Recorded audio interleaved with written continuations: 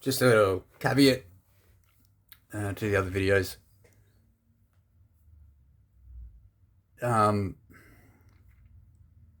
yeah, I've had people saying things to me about Stephen, um, which usually I just dismiss. I dismiss that typically if any brother or sister is being spoken about like that, especially when I can't verify it anyway.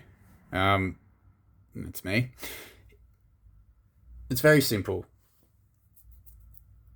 Um, Again, if people are going to talk about unity and love, you can't do that and keep an account of somebody's wrongs. You can't keep an account of Stephen's wrongs, Sean's wrongs, even Richard's wrongs. Um, and yeah, all I have heard about Stephen is like character deficiencies. It's completely fine to criticize his work, um, you know, of course. But I haven't heard that. I haven't, because let's be honest, the guy is a weapon in the scriptures, whether you agree with what he says or not. Like, so, I don't know.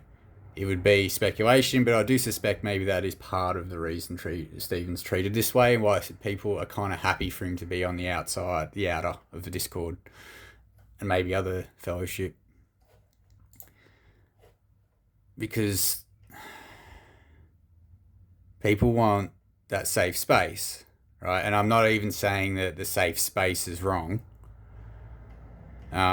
We've all been in Christianity, and it is very damaging, or a lot of us have been. Yes, a safe space for believers. But I would really like to understand what is meant by this. I mean, I assume that this is a notion that the admin team is continuing. Yeah, I just feel like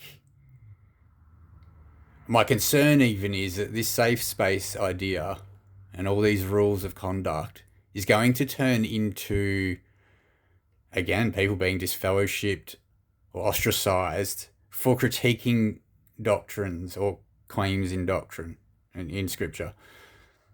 So, you know, I don't, and that, look, that is speculation. I can't say that will happen. Maybe I'm just cautioning everyone involved here about that.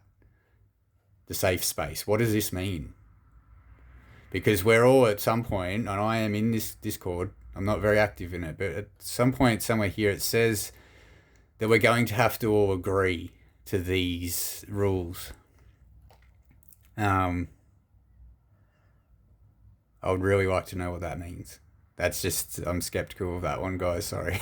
It's like, yeah, I think you say somewhere in the article, Norman, that, yeah, it'll be okay to challenge doctrine and stuff like that. But what I've seen with people is, you know, their doctrine gets challenged and then they make it a personal thing, a personal issue. And then start telling me of the character flaws and deficiencies of the person that they have issue with. But anyway, we have the standards of love. Doesn't keep account of wrongs. I'll add, this is the ideal. I am not claiming I do this perfectly either. I don't think the expectation should be perfection, which I hope the admin team would take into consideration if somebody does kind of act unkind, like not in accord with love in other ways, that, you know, people are going to miss the mark on the ideal and that they're not going to just be thrown out. And I would really hate to see it become kind of a way of funneling out alternative beliefs like pre-existence and things like that, believers. But again, I can't presume upon that. Yeah, again, back to the call for me to retract my statements on unity. No, I'm going to reserve my right to caution and skepticism until it's shown otherwise to me. Words are not love themselves, it's action. So when I see, like when I feel safe, Like, I feel it is a soft place to land to speak to my brethren about various things and that I can trust them. Yeah, then that's a different story. Then I can believe in the unity. Until then, I'm going to sit back and observe. And, of course, try to contribute to the unity in any way I can myself. Because that is everyone's goal. This is, yes. We all want these things here. Yeah. Mature in love. Great. Love it. Excellent. I don't want to sound like I'm just going to come hard and critical at everyone's stuff. Yeah, it's just the way it's done is very important, and it cannot exclude anyone. You know, like, even with this whole Stephen situation, again, I didn't witness it all, but like, let's say he was just disruptive and condescending and really hard to work with in the Discord. Okay, yeah, maybe he goes, in the naughty corner for a while, but you bring him back. There's been no offers to bring him back in, and like, how long has it been? I don't even know. Again, like, Stephen doesn't talk much about it. Like, he's not disseminating anything much about it. Not to me, anyway. So that in itself is the indicator of certain attributes of his character, as opposed to those that would, every chance they get, try to get me to turn on him and hold him to account for whatever crimes. That, again, in your Unity videos, guys, you're very quick about to mention how you've been called this and that. And yes, I understand. Yes, you acknowledge that it goes both ways, but like, why is that the focus at all? Like, I don't think you can force this unity. This unity is going to come from like this. Let it go, wherever possible. Don't be angered. And then also, once this sort of starts happening, then it comes down to scripture. That's where the unity is going to be, and the truth. I feel like that's where it goes wrong. Yeah, Paul talks about a pattern of sound words. I'm not even going to go down that path because, yeah, it's sort of like people see their idea as on equal footing with other ideas, and they're not always. Sometimes somebody's wrong.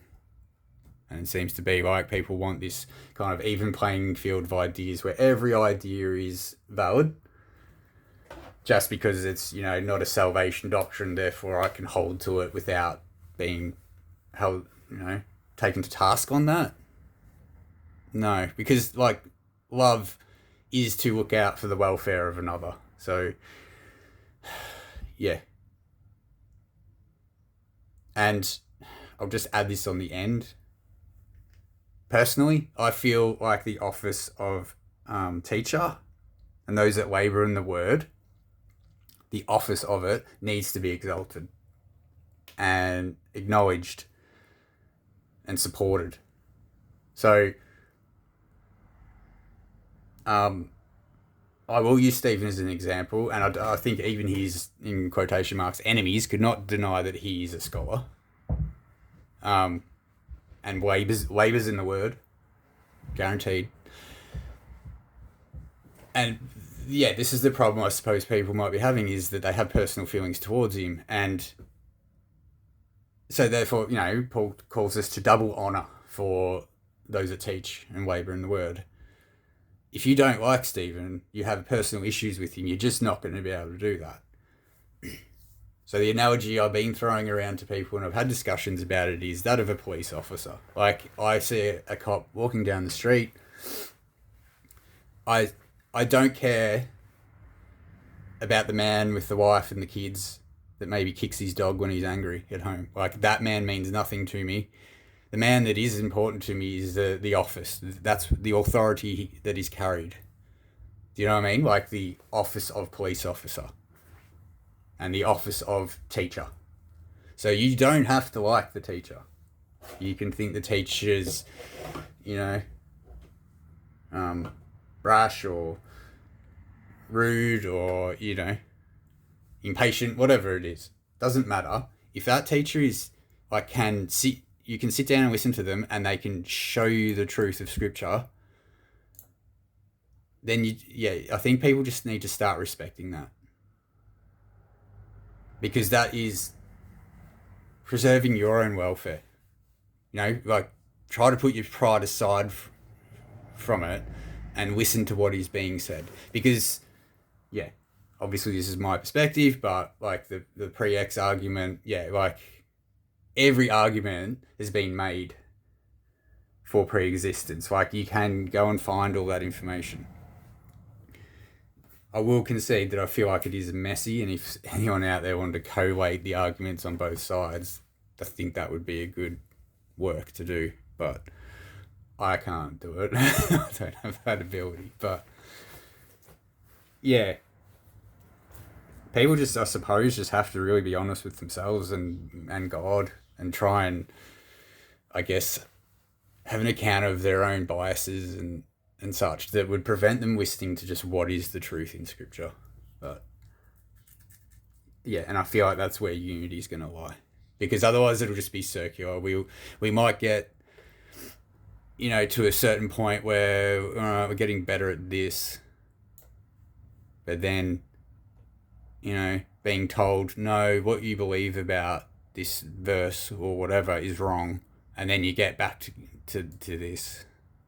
Like I feel like it'll just go around in circles unless people have a good think about themselves, their own, be accountable to themselves and God.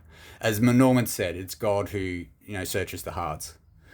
So we can't deceive God. We can't deceive we can only deceive each other and ourselves.